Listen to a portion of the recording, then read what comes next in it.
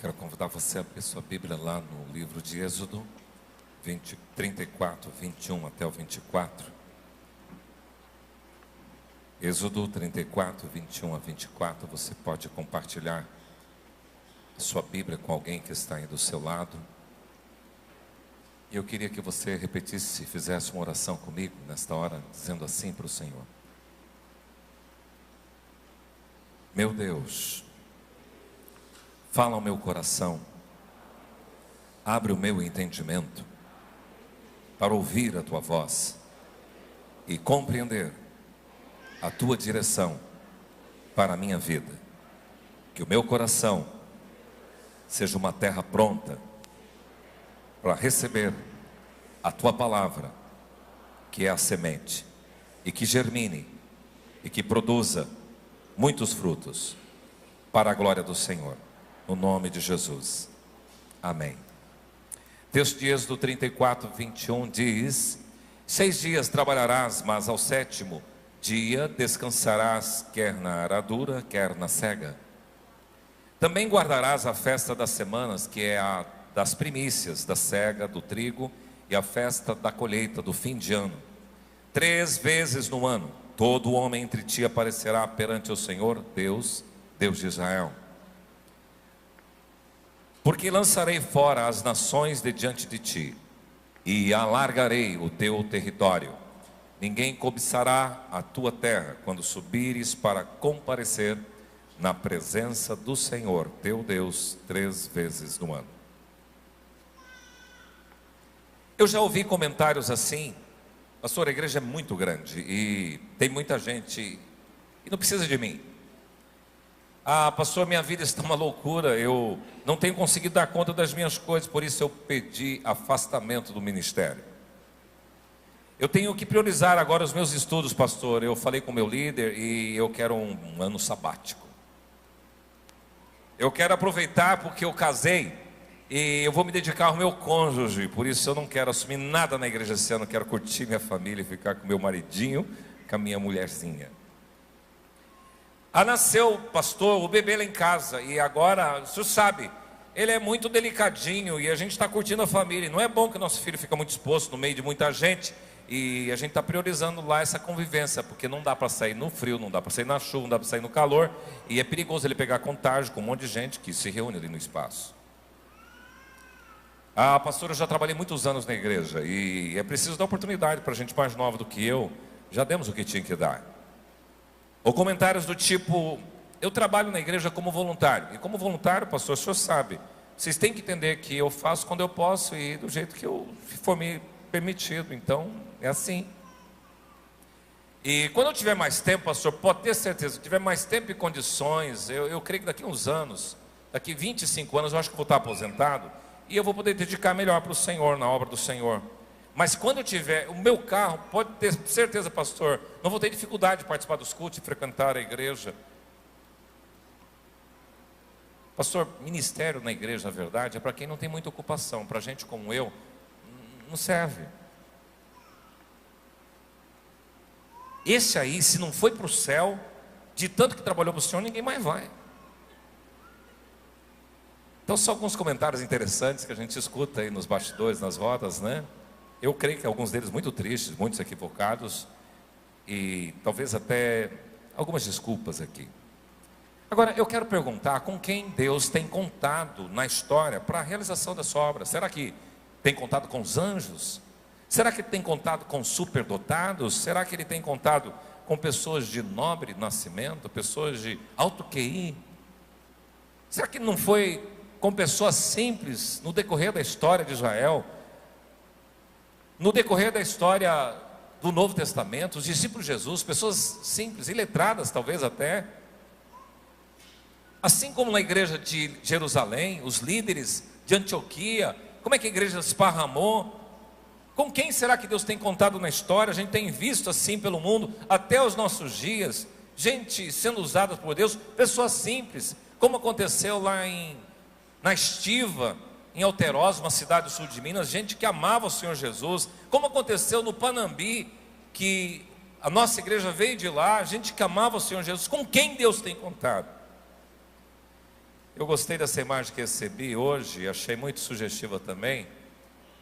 Uma igreja linda, porque despojada de todos os recursos, de todas as confortos que alguma igreja pode ter, e as pessoas estão ali buscando, servindo, atenta, e o Deus da glória está ali neste lugar. Quantos concordam que Deus está ali? Amém. E às vezes a gente, com tanta facilidade, com tantos recursos audiovisuais, tantos recursos de audição, tanta coisa boa, um ar gostoso, uma cadeirinha até mais ou menos confortável, né? Um som de boa qualidade, uma música afinada, tudo isso, poder cantar, clame ao Senhor, a gente viaja no mundo, né? E a gente não dá esse devido valor que talvez essas famílias ali, ou essas crianças estão dando. Nós estamos tratando da série Perspectivas e Projeções para 2016. A verdade, hoje é a última palavra desta série. Fechamos o mês de janeiro, já chegamos em fevereiro, pessoal. E a gente já trabalhou aqui que você pode viver 2016 com uma perspectiva de uma vida mais disciplinada. Uma vida mais regrada, regrada em vários aspectos, regrada no tempo, regrada nos exercícios físicos, regrada na sua alimentação, regrada nos seus compromissos, pontualidade, tudo isso, regras, disciplina, dói, mas é importante. Nós falamos aqui também sobre viver este ano com mais profundidade.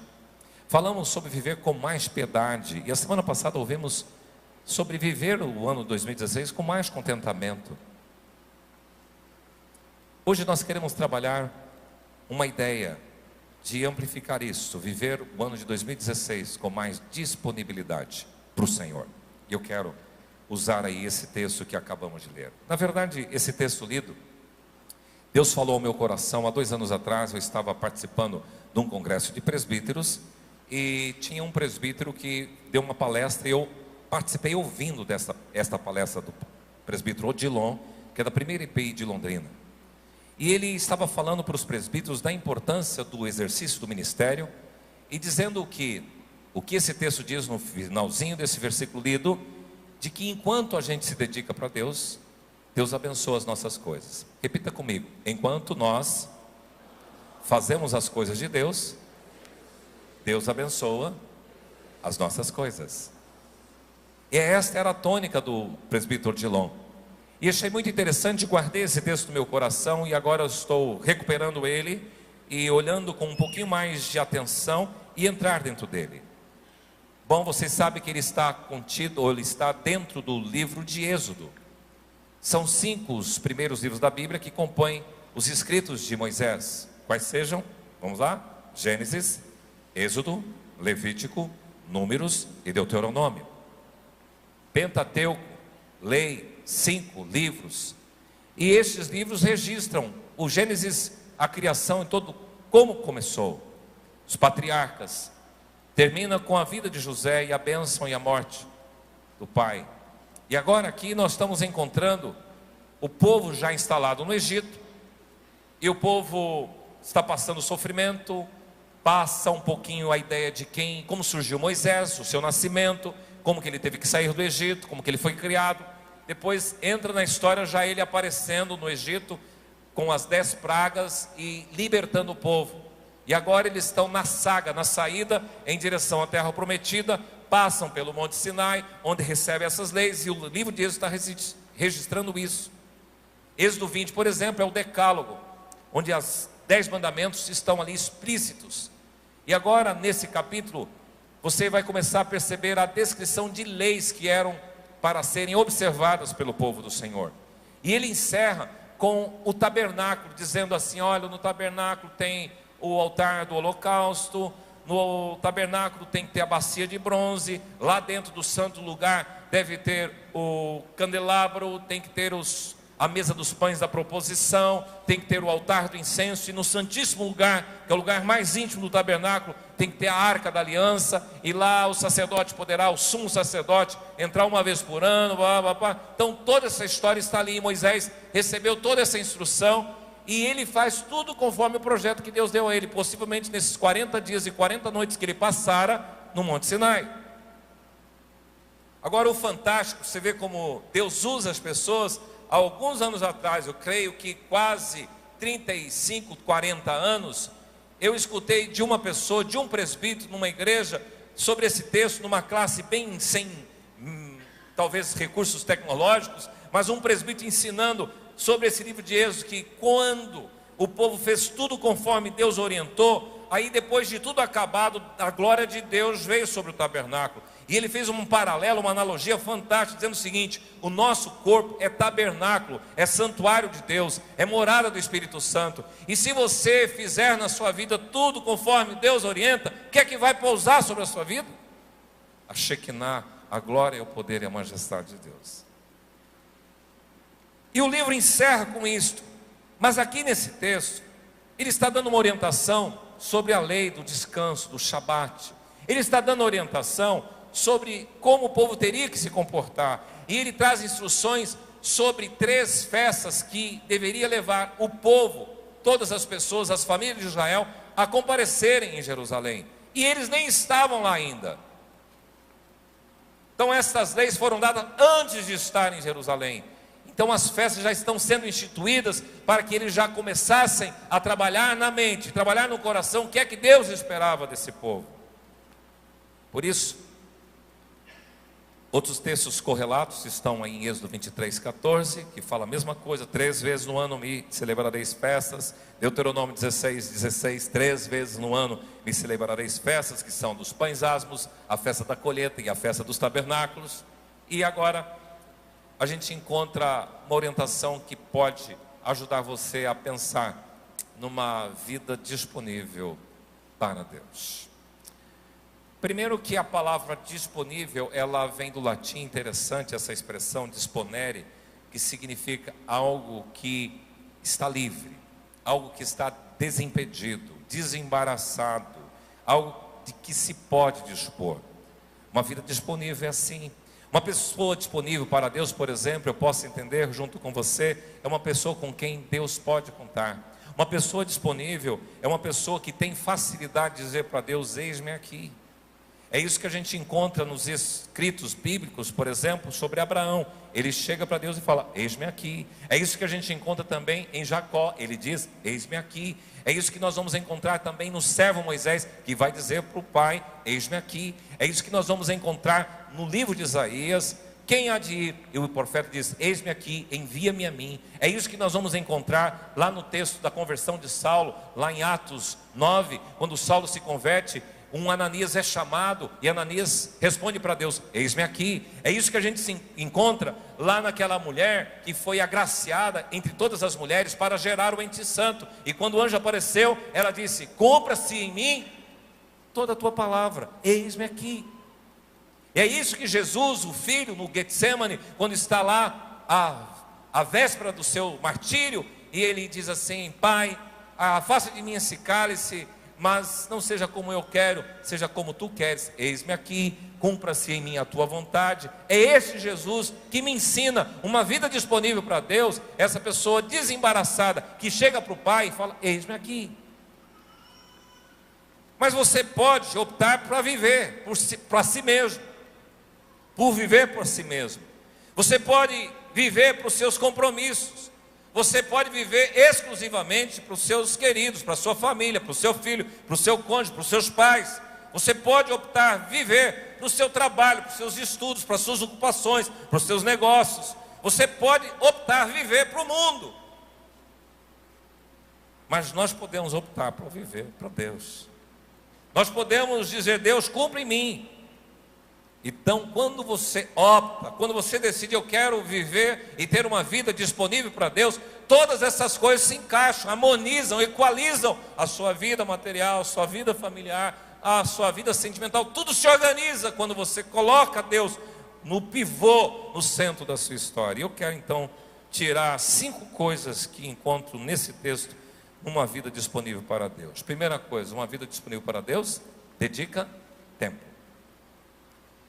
Porque nesse texto tem 2 palavras que temporiza, traz uma ideia temporal. Primeira, 6 dias trabalharás e no 7º descansar. Estamos falando de tempo. 3 vezes ao ano, nós estamos falando de tempo e de quantidade. Então nós podemos entender que uma vida que se dispõe a servir a Deus é uma vida que começa a entender as priorizações da sua história. E você tem que colocar aí na sua história pelo menos alguns ingredientes para tentar harmonizar. Por exemplo, trabalho, família, estudos, igreja, lazer, por aí afora. Qual é esse ingrediente que está no topo da sua lista de prioridade? Uma vida que é disponível para Deus é uma vida que coloca Deus acima de tudo e de todos. É uma vida que se dispõe, Deus, tudo na minha vida é importante, mas não tem nada melhor, nada maior, nada mais importante do que o Senhor, porque do Senhor depende tudo. Se eu estou bem com Ele, eu estou bem com a minha vida. Se eu estou bem com Deus, Ele me encaixa no trabalho. Se eu estou bem com Ele, eu suporto as adversidades. Então, prioridade absoluta do Senhor na minha vida. Paulo compreendeu tão profundamente isso que ele diz: nele vivemos, movemos e existimos. E se a gente for personalizar, nele eu movo, eu vivo e eu existo. É essa a concepção. Na palavra bíblica de Êxodo 31, 25, eu estava lendo, e eu estou fazendo a leitura esse ano numa nova versão, chamada King James, ou a versão de São Tiago. E lá no capítulo 31, versículo 15, diz assim: durante 6 dias se deverá trabalhar. O 7º dia, porém, é o Shabat, o tempo do repouso absoluto de honra e adoração ao Senhor. Eu gostei dessa expressão, o tempo do repouso absoluto em honra e adoração ao Senhor. Eu vivo questionando o meu Shabat, porque nós não guardamos o sábado judaico, nós guardamos o domingo, que é o dia do Senhor. Por quê? 3 motivos básicos. Se você quiser um dia conversar com um adventista, você vai poder dizer para ele: primeiro, Jesus ressuscitou no primeiro dia da semana. Segundo, o Pentecoste aconteceu, o batismo da igreja, no primeiro dia da semana. Terceiro, lá na Bíblia registra que a igreja era comum reunir no primeiro dia da semana. Mas eu não estou preocupado aqui qual é o dia certo, eu estou querendo saber como é que nós temos usado o nosso Shabat, que a igreja cristã adota o domingo. Porque esse texto diz ali que você tem que usar o Shabat como repouso absoluto, em honra e adoração ao Senhor. E aí eu fico fazendo a autocrítica nos meus domingos, que para os pastores aqui ou é quinta ou sexta, se o nosso Shabat está coerente com esta descrição bíblica, em honra e em adoração ao Senhor, e em repouso absoluto. Eu acho que eu tenho um pecado no meu Shabat. Eu acho que eu preciso fazer uma revisão desta forma de experimentar. Eu creio que você também tem sido induzido a erro no seu Shabat, porque faça uma crítica se tudo que você fez hoje, no dia do Senhor, no domingo, foi em repouso absoluto e em honra e adoração a Ele. Aí você vai poder dizer: estou legal com Deus, dentro dessa ideia que esse princípio manifesta para a minha vida. Então, meu irmão, você pode ter uma vida disponível para Deus, dedicando tempo e colocando Deus na sua agenda. Além desse tempo semanal dedicando ao Senhor, o texto continua: guardará as festas e 3 vezes ao ano fará isso, vai aparecer diante do Senhor, separar tempo que é de Deus. Lembra da primeira mensagem da série, disciplina, vivendo com mais disciplina? Vida com Deus também requer disciplina. Vida com Deus requer compromisso, rotina. E quer ver um exercício que vai mostrar para você e para mim o quão negligente nós somos nesta ideia de uma vida disponível para Deus que dedica tempo? Faça o cálculo. Eu fiz um exemplo. Pense e apure quantas horas nessa semana de 7 dias, de 168 horas e de 10.080 minutos você dedicou para Deus. E eu vou dar um exemplo aqui. Por exemplo, se você for um cara mais ou menos, você gastou nas coisas de Deus uns 15 minutos por dia, com uma devocional, com uma oraçãozinha ali, para iniciar ou fechar o seu expediente. E se contar mais um minuto da oração lá do almoço, e depois 2 horas no final de semana para você ir no culto, você vai gastar 3 horas e 45 minutos por semana. Se eu transformar isso em minutos, você vai gastar 225. Então perceba, se eu gastei numa semana 3 horas e 45 minutos, sendo que eu tenho 168 horas, isso equivale a dizer que você dedicou para o Senhor 2,23% do seu tempo. E olha que eu estou apostando que estamos fazendo 15 minutos diário para Deus, sério, e 2 horas por semana no mínimo de culto, de celebração. E você gastará 225 minutos de 10.080 minutos na semana. Uma vida disponível para Deus, ela dedica tempo. Ela investe na prioridade. Esses dias eu fiz uma tarefa com os pastores, falou, nossa ênfase é célula. Então vamos pegar o nosso expediente semanal, de tantas horas semanais, vamos fazer a nossa crítica para ver se quanto tempo dessas horas semanais que nós temos como pastores, que nós estamos dedicando para a célula. E nós ficamos envergonhados. Por quê? Porque nós temos que definir as nossas prioridades, estabelecer e regularizar isso. Por isso que a vida disponível para Deus dedica tempo assumindo um compromisso regular. Daniel e sua regularidade de oração, o salmista e a sua regularidade de oração, Jesus regular no seu período de oração. E eu admiro essas pessoas que têm compromissos regulares, sistematizados. Essas pessoas que são definidas dentro dessa perspectiva. Nós banalizamos muito a utilização do nosso tempo. E eu quero que você faça essas coisas nos papéis e nas estatísticas, porque você consegue tirar um diagnóstico da sua vida espiritual. Coloque esses papéis, tempo, tudo certinho, você vai tirar um mapa. É como se você fizesse a minha saúde financeira. Meu irmão, tem muita gente com problema financeiro e nunca mapeou para quem que eu devo, quanto que eu devo, qual o total da minha dívida, quem cobra juro mais alto, como é que eu vou fazer isso, quanto que tem para amortizar esse pagamento. E não mapeia, como é que você vai conseguir discernir? Faça um mapeamento do seu tempo com Deus e você vai ficar assustado e você vai ter que tomar medidas emergenciais. Mas a segunda coisa é que uma vida disponível para Deus, ela define lugar. Porque aqui o texto bíblico diz, todo homem entre ti aparecerá perante o Senhor Deus de Israel. A palavra aparecer significa comparecer, apresentar para ser examinado, inspecionado, supervisionado, analisado e observado. O pedido da palavra de Deus é que todo homem tem que aparecer perante o Senhor para passar sobre o raio-x de Deus. Por isso que dentro das nossas liturgias, nós não podemos deixar de ter sempre o momento de contrição, que é para as pessoas fazerem a autoanálise e olhar para a sua própria vida, ver os seus erros, o seu pecado e confissão, dizer para Deus, Deus, somos indignos, porque quando eu me compareço, quando eu me apresento, quando eu apareço diante do Senhor, Ele está fazendo uma análise, uma investigação da minha vida. Então quando você aparecer diante do Senhor, você tem que entender que você vai estar face a face. A palavra perante é isso, face a face, em pessoa, na presença de, diante de. Meu irmão, no culto não tem procuração.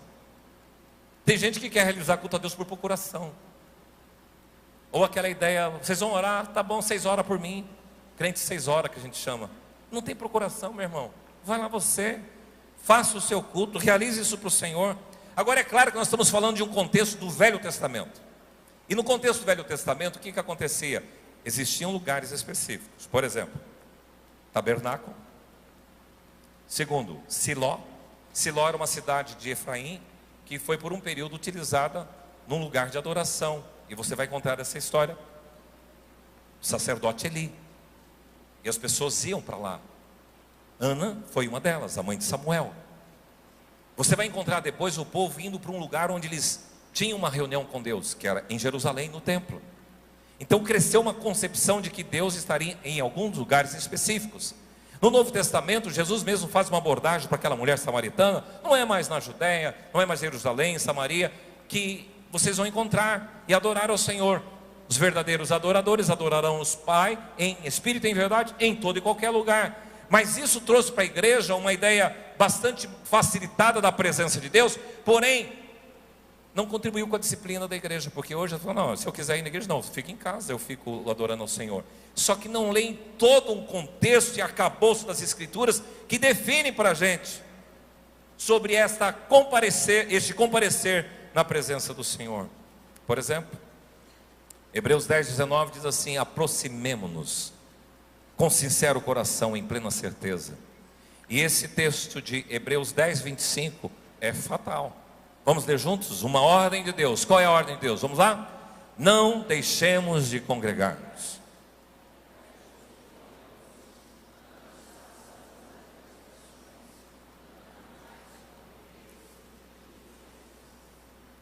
Olha a curiosidade, a palavra congregar, a palavra grega é epsunagoge. E essa palavra significa reunir. Essa palavra significa ajuntar, unir, encontrar com gente. Então, como nós estamos vivendo um mundo moderno e as pessoas têm avacalhado com o tempo com Deus, elas falam, bom, não preciso mais ir. Mas esse texto já está mostrando que no século I da igreja já tinha um problema. Costumes de alguns. Qual era o costume? Chegou visita em casa, pastor, não posso ir. Pastor, estou muito cansado, é domingo, eu trabalhei feito louco essa semana, tive que lavar não sei o que, casa, quintal, carpi, arrancar tiririca, domingo, e eu não vou na igreja. Ah, Deus, eu não tenho outro dia, o aniversário vai ser bem na hora do culto. Costume de alguns. E as coisas ruins, elas penetram de uma forma muito sorrateira, sutil e facilitada. E de repente a gente começa a substituir a igreja por outros compromissos pessoais. Chegou gente em casa, eu faço isso, faço aquilo. E aí a gente acostuma. Costume de alguns, ele diz, não deixe de episnugagel. Não deixe de congregar. Não deixe de se reunir.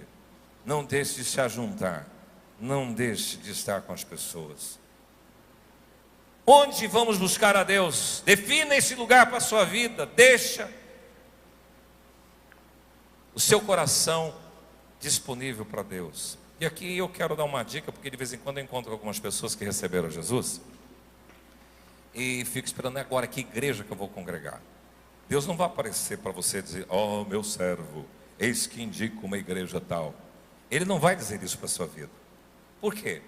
Porque Ele vai te dar sabedoria e senso crítico, que Ele te fez assim inteligente, para mostrar o que é que você deve fazer. E eu quero dar umas dicas. Quando você tiver alguém recém-convertido, as dicas básicas para essa pessoa definir a igreja, primeiro, vai lá e conhece o que essa igreja crê, e vê se aquilo que ela crê está na Bíblia. Faça questionamento. Segunda coisa, uma dica para você, meu querido, conheça a história dessa igreja. Porque tem umas aberrações aí terríveis. Tem igreja que surgiu da briga de um casal, se separou, missionário, ele abriu uma igreja na frente da casa na frente da outra igreja, e esse casal separado e divorciado, agora o marido é pastor de uma igreja, a esposa é pastor de outra igreja. E às vezes quase de frente. Conhece a história. Sabe de onde vem esse trem? De onde que surgiu esse indivíduo? De onde é essa denominação? De onde que vem? Terceira dica, perceba como o dinheiro e o poder é tratado nessa igreja. Vê como é que eles lidam com a finança nessa igreja. Vê se tem prestação de contas, se a conta do pastor não confunde com a conta da igreja. Faça essa pergunta. E Deus vai requerer de você. Então se você entrou numa fria, numa cilada, foi por falta de senso crítico. Se o pastor é cafajeste, se o pastor é safado, ele vai prestar conta por isso. Mas você tem que ter senso crítico, meu irmão. Isso é teu.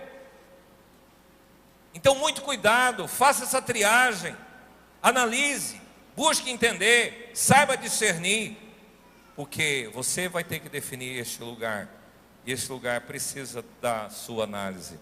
Descubra como são os relacionamentos nessa igreja, se tem gente que é tratado com diferença, que não sei o quê, os mais pobres lá embaixo, os mais ricos lá em cima. Há uma história linda do avivamento, diz que um pastor, eu acho que é Charles Finney, ele estava numa igreja em que as pessoas compravam os bancos da igreja. Então, as famílias ricas de posse compravam, e eles compraram as fileiras. Os primeiros bancos eram dos mais ricos, e lá, no fundo, dos demais. Mas esse homem chegou, ele falou, não pode ser assim na igreja do Senhor, porque tinha uma pessoa lá no fundo que não ouvia direito. E ele falou, não posso deixar essa pessoa. Pôs para cá, deu um burburinho só. Ele falou, ninguém mais tem banco nessa igreja aqui. Então veja como é que essas coisas são lidadas dentro da igreja. É isso que é senso crítico. Defina o lugar, mas defina. E não deixe de congregar. Terceira coisa que uma vida disponível para Deus faz é cumprir propósitos. E aqui entra uma coisa legal, não vai dar para aprofundar, mas eu vou aguçar vocês. As festas em Israel, elas têm uma importância fundamental para a fé do povo de Deus. Por quê?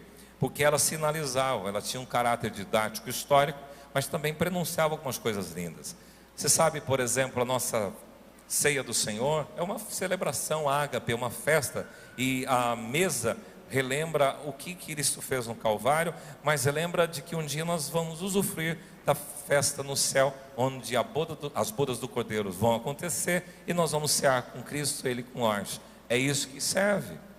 Então existem alguns sinais históricos, e as festas nos ajudam a perceber isso, a relembrar e a anunciar. E você imagina, queridos, agora os pais indo 3 vezes ao ano para Jerusalém. Então, filho, nós estamos indo lá para Jerusalém porque nós vamos celebrar a festa da Páscoa. Páscoa, mãe? O que é Páscoa? Filho, escuta um pouquinho, vamos caminhando e a gente vai conversando. Páscoa é o seguinte: o povo de Israel viveu, o povo hebreu, durante muitos anos, mais de 400 anos, lá no Egito. E levantou um faraó lá muito duro, que não conhecia o Deus de José, e começou a oprimir. E aí Deus levantou um libertador, Moisés, que apareceu lá, confrontou o faraó: deixa o meu povo ir, deixa o meu povo me servir. E faraó, quem era esse cara? Era um cara assim, assim, assim.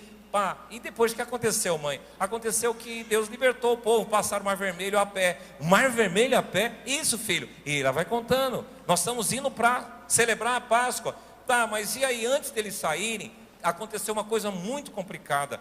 Numa noite, filho, Deus tinha ordenado para toda a família dos hebreus ter um carneirinho, e esse carneirinho seria morto, sacrificado. O sangue desse carneiro tinha que ser pintado as portas por cima. Então todas as casas dos hebreus receberam esse sangue ali nos umbrais. A casa dos egípcios não. E naquela noite o anjo da morte apareceu, e todas as casas que tinham aquele sangue pintado não teve morte, mas nas casas dos egípcios que não tinha aquele sangue, morreram todos os primogênitos. Nossa, mãe, que chato, muita gente triste, sim, mas o povo de Deus saiu livre. E agora nós vamos comemorar isso, porque Páscoa significa passar por cima. O anjo da morte passou por cima. O juízo de Deus não vai passar na vida daqueles que têm o sangue do Cordeiro sobre as suas casas. É isto, filho, você entende?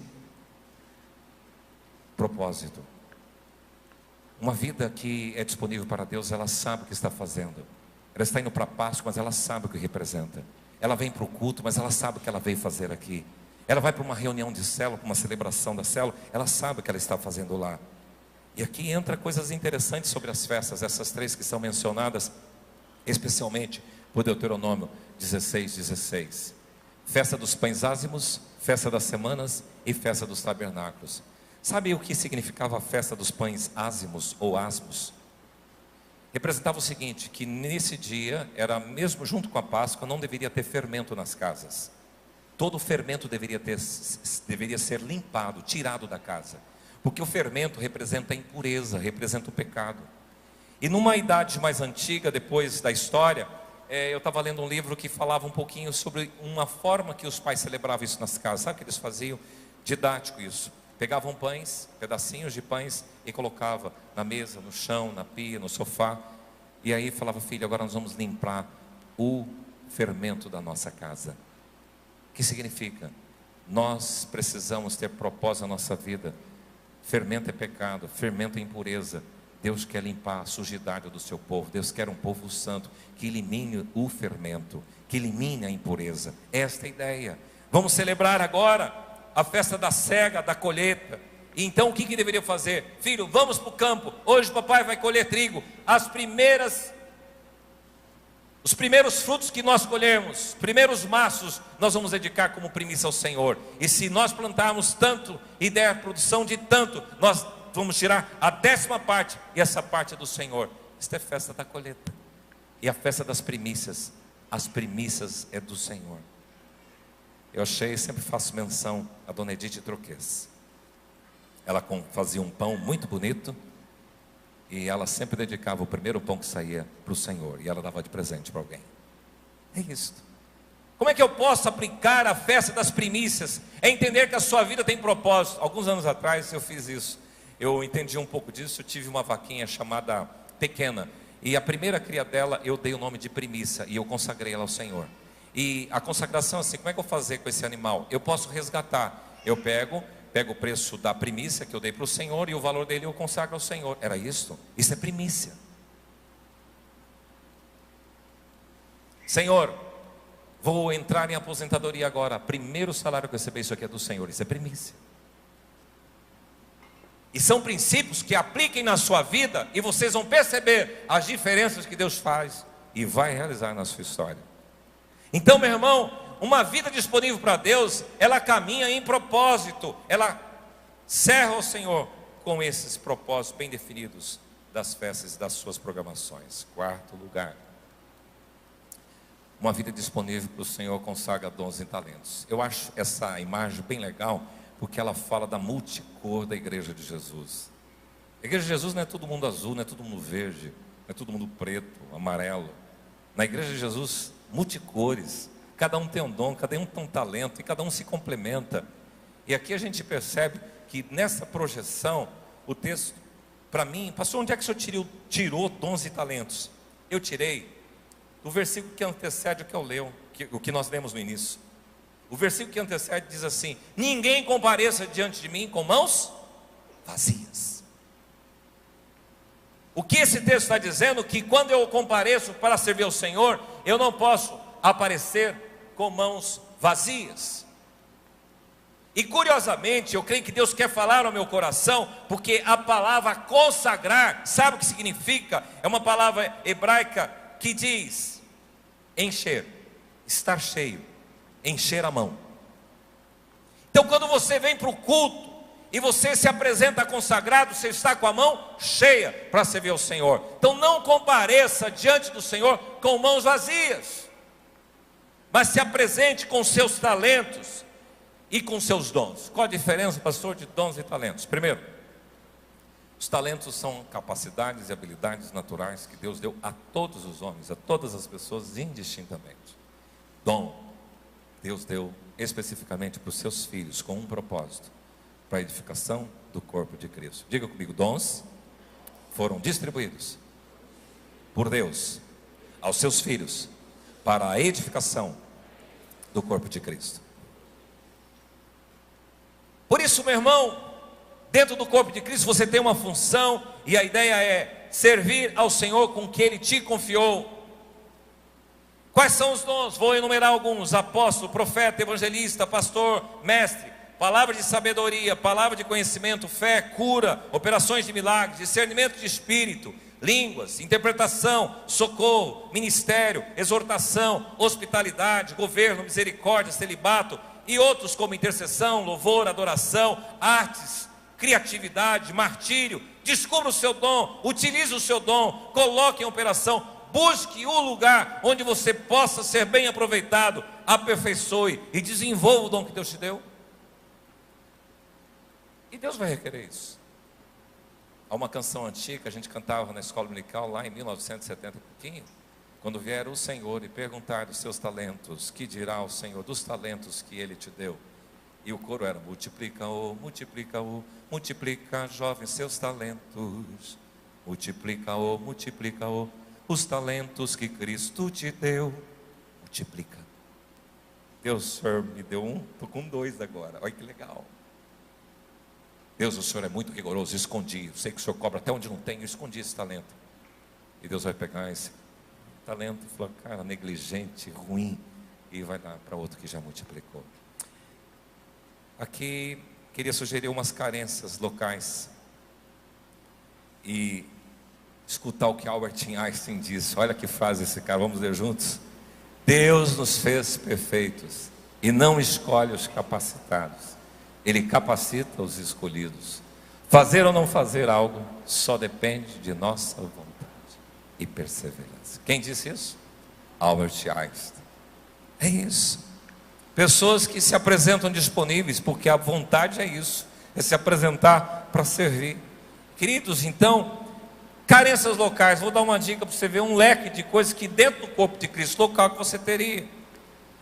Nós precisamos, Rede Kids, departamento infantil dessa igreja está precisando de gente para cuidar de criança aqui. Cadê esses indivíduos que receberam de dom de Deus, habilidade especial para tratar com os queridinhos pequenininhos? Essa igreja está precisando de gente para ajudar no ministério do estacionamento. Pensa numa área difícil. Aguentar às vezes o cara chato que chega lá e quer parar do jeito que ele quer, e o cara orienta, ele fala: não, então precisa de gente chata para cuidar do chato, que não respeita o irmão, que coloca aquele coletezinho com toda a sua simplicidade, vai favorecer a tua vida, ajudar a tua vida. Nós estamos precisando de gente nesse lugar. Nós estamos precisando de gente que sabe do seu chamado para o presbiterato, para o diaconato. Eu não quero mais passar uma vergonha numa igreja de 1.300 membros, chegar para fazer uma assembleia com 3 candidatos para 3 vagas. Cadê esses caras, Deus, nessa igreja que tem o chamado para o serviço? Deus, cadê os caras dessa igreja que tem o chamado para o ministério presbiterato? Onde é que está, Deus? Vida disponível para Deus. Não, eu tenho mais coisas para fazer, mais importante do que ser staff do estacionamento. Meu irmão, nós estamos precisando de líderes de célula. Tem células que não podem se multiplicar porque não tem líderes em treinamento. Tem gente que se converteu e precisa de um cara que se disponha a ficar 30 minutos por semana para passar para ele numa apostilinha bem elaborada sobre os princípios da caminhada da fé cristã. Nós precisamos de discipuladores. Cadê os crentes? Disponíveis. Nós precisamos de gente na ornamentação. Eu fiz menção porque esses dias eu falei, a igreja estava sem flores nenhuma. E deixa eu falar para vocês, trabalhar em ministério, pastor, qual que é a verba do meu ministério? Ornamentação, quero R$1.000 por mês para fazer as compras, e R$1.000 não é muito, mas por semana, vai, para fazer a ornamentação. É fácil, meu irmão. Mas você quer ver, irmão, que tem uma vida disponível para Deus? Fala, puxa, pastor, na cidade tem muitos eventos que acontecem no final de semana, eu conheço algumas pessoas de decoração da cidade e tal, e tem algumas pessoas de evento, até na nossa igreja tem gente que faz evento, então vou fazer um contato com essas pessoas, e tem normalmente casamento ou festa de final de semana. O que eu faço? Eu já articulo, essa pessoa me liga, e no dia seguinte eu vou lá buscar, só que tem que ir 6 horas da manhã. Esses dias eu estava com essa situação, a Lésia mesmo me falou, pastor, tem lá 6 horas da manhã, quero uma pessoa que assuma esse ministério. Deus, eu não sei ornamentar, mas você sabe carregar flor, meu irmão? Você sabe pegar, acordar 6 horas e ir lá, você sabe? Então é isso, é uma coisa simples. Eu não é? Então tem muita coisa para ser feita no meio do povo de Deus. Libras. Passei já vergonha aqui quando vem alguns problemas, pessoas com problemas auditivos, que vêm participar do culto, não entendem nada do que se canta, nada do que se fala, senta ali, não tem ninguém para traduzir. Eu já fiz algumas vezes, com vergonha, chegar lá, abraçar meu irmão, e só orar por ele, ficar uma vergonha, porque eu não conseguia falar a língua dele, ele não entendia o que estava acontecendo no nosso culto, como você está me ouvindo. Gente que ama, gente que é disponível para Deus, que recebeu a habilidade de Deus. E assim, meu irmão, outros ministérios, dependente de químico, rádio, pessoas carentes, faça acontecer em suas áreas. Precisa de mais pessoas com vontade do que com capacidade, pessoas que queiram servir ao Senhor. E a quem muito é dado, muito será requerido, meu irmão. E para você que está servindo ao Senhor e está meio desanimado, eu quero trazer uma palavra para o teu coração. Está lá em Hebreus 6:10 até o 12, diz assim, porque Deus não é justo para ficar esquecido do seu trabalho.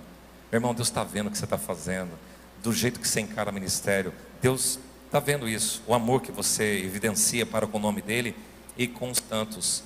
Agora, ele diz assim, desejo que cada um continue com a mesma diligência. E essa palavra diligência, eu vou abrir um parêntese e explicar. Diligência significa empenho, dedicação, seriedade, interesse.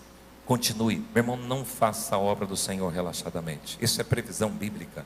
Mas o texto continue, para a plena certeza da esperança, para que não vos torneis indolentes.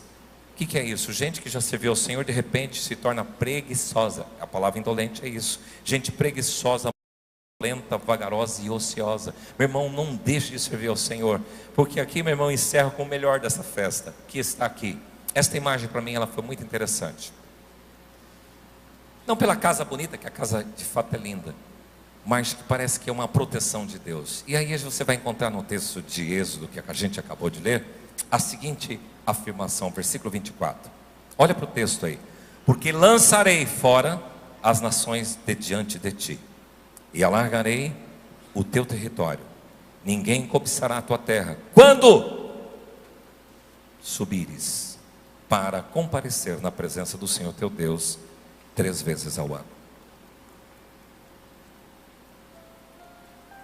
Uma vida disponível para Deus, ela experimenta o cuidado do Senhor. Enquanto você serve, enquanto você ministra, Deus cuida das suas coisas. Que fantástico isso. Se você compreender só isso, já é o suficiente para você mudar a postura para com as coisas de Deus. Sabe, eu já tenho acompanhado o ministério pastoral, tantas histórias de gente. Falei, eu preciso, não vou no culto que eu tenho que fazer trabalhos, vara à noite, não sei o quê. Meu irmão, eu nunca deixei de ir a um culto para estudar, porque eu tinha prova amanhã. Eu sacrificava outra coisa, não vou brincar, não vou jogar bola, eu sacrificava outra coisa, mas não culto. Eu nunca fui mau aluno. Minhas notas foram boas. Deus sempre me honrou. Com muito esforço, não tenho QI alto. É dedicação e esforço só. É só olhar para a sua história, você vai ver coisas assim que Deus já fez. Ah, nosso filho? Sim. Nunca deixamos de ir qualquer trabalho da igreja por ser pequenininho, por estar assim, por estar assado. E o Gabriel, num período da vida dele, ele tinha um problema na visão. Entre 4, 5 anos. Ele tinha uma fotofobia e os médicos já diagnosticaram o seguinte: isso só vai curar na sua adolescência. E isso nunca nos estimulou, mas entristeceu o meu coração. Ele tem que tomar muito corticoide, engordar um pouquinho por isso, e andar com uma fraldinha sempre na mão. E quando via claridade, ele fechava os olhos e a lágrima caía, e ele enxugando e aquela fraldinha suja. Mas nós não desistimos, não atrapalhou nada, vamos buscar ao Senhor. Até que um dia, numa visita num centro oftalmológico muito interessante em Campinas, Penido Bunier, nós levamos em oração. Já tínhamos visitado vários profissionais e Deus usou aquele pessoal com uma cauterização que fez, não sei explicar, nunca mais o Gabriel teve isso. Isso foi com 7, 8 anos. Não esperamos a adolescência. Enquanto a gente cuida das coisas de Deus, Deus cuida das nossas coisas. E assim teria histórias pessoais para contar para vocês. Como Deus fez a sua provisão. Por quê? Aqui o texto diz: Ele vai lançar fora as nações, vai mais, alargar o teu território, expandir os seus projetos. Ninguém vai cobiçar a tua terra quando você estiver longe, lá em Jerusalém, e a tua fazenda ficou lá, a tua casa. Ninguém vai cobiçar, porque Deus está dizendo: eu vou cuidar das suas coisas quanto você cuida das minhas coisas. Amém? Vamos ficar em pé.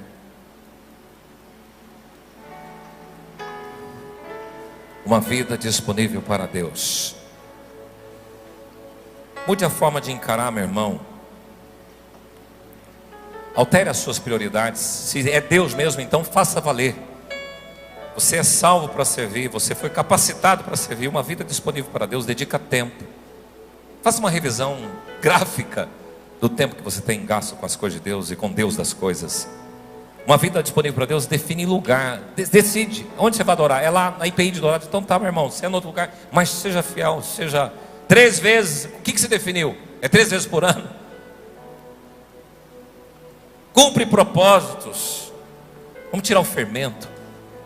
Vamos limpar a nossa vida da impureza. Vamos consagrar. Vamos chegar diante de Deus não com as mãos vazias, mas consagradas, mãos cheias, com dons e talentos. Está aqui, Deus. Eu vim carregado da minha sinceridade do coração. Vim te prestar o culto, vim te prestar a minha adoração, vim dizimar, Senhor. Está aqui, a 10ª parte é tua. Mais que isso, Deus, eu quero dar as primícias, eu quero ofertar. Porque que darei eu ao Senhor por todos os benefícios para comigo?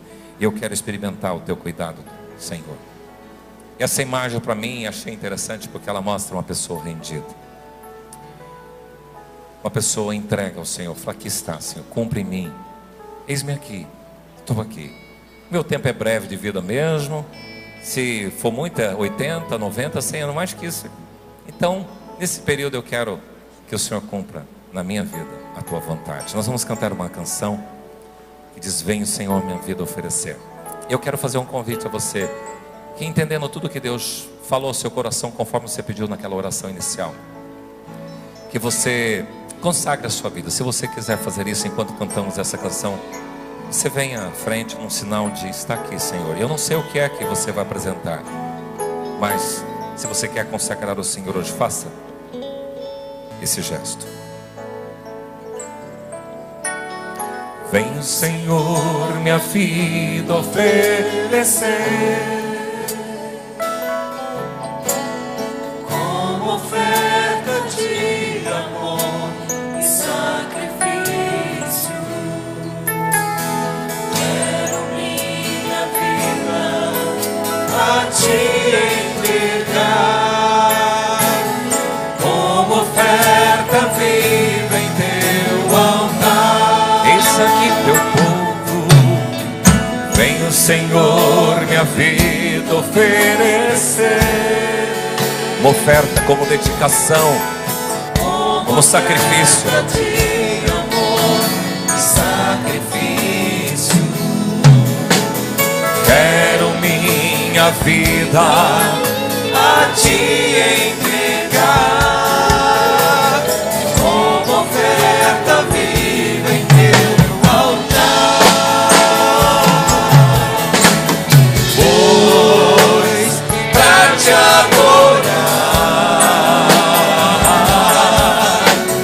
foi que eu nasci. Cumpra em mim, se cumpra em mim o teu querer. Faça, Senhor, faça o que está em teu coração. E que a cada dia tu queira mais e mais estar ao teu lado, Senhor. pois pra te adorar, Pois pra te adorar foi que eu nasci. Cumpra em mim o teu querer. Faça o que está em teu coração. E que a cada dia eu queira mais e mais estar ao teu lado, estar ao teu lado, estar ao teu lado,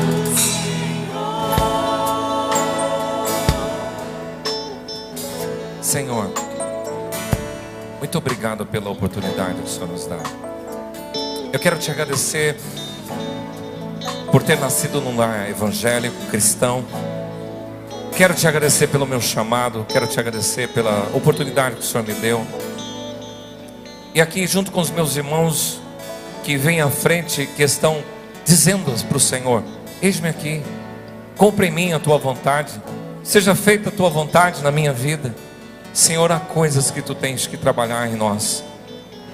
Talvez até entramos aqui neste lugar hoje com as nossas mãos vazias, com fermento dentro da nossa vida, com impurezas que precisam ser tratadas, e não temos feito todo o procedimento igual o Senhor orientou para o tabernáculo, e portanto a tua glória não tem se manifesta em nossas vidas. Mas Pai, junto com esses meus irmãos, nós queremos nos consagrar ao Senhor. Queremos sempre nos aproximar diante do Senhor com as nossas mãos cheias. Por isso, ó Pai, realiza através de nós a tua obra. Usa esse homem, usa essa mulher, esse moço, essa moça, com a sinceridade do coração. Perdoa as nossas imperfeições, Senhor. Perdoa, Senhor, a nossa negligência. Perdoa, Senhor. Que o Senhor possa encontrar nesses corações um coração rendido, disponível para o Senhor. Faz isso, Senhor. E que isso possa repercutir de uma forma tão bonita nessa igreja. Pessoas que entendem a importância do corpo de Cristo, da congregação, da reunião. Entendem a importância dos dons, que é para a edificação do corpo. Pai, que a gente possa ter ampliação dos nossos ministérios, fortalecimento dos nossos ministérios, que a gente não tenha deficiências internas por conta de falta de contingente. Levanta pessoas habilitadas e capacitadas neste lugar para te servir com amor e compaixão. Realiza isso na IP de Dourados, Pai, para que o Senhor possa encontrar neste lugar uma igreja rica nos dons, rica na graça, rica no amor, no relacionamento com as pessoas. Pai, é isso que nós te pedimos, e é isso que nós desejamos para o nosso coração, para a nossa vida. Cumpra em nós. Eis-nos aqui, usa-nos, em nome do Senhor Jesus.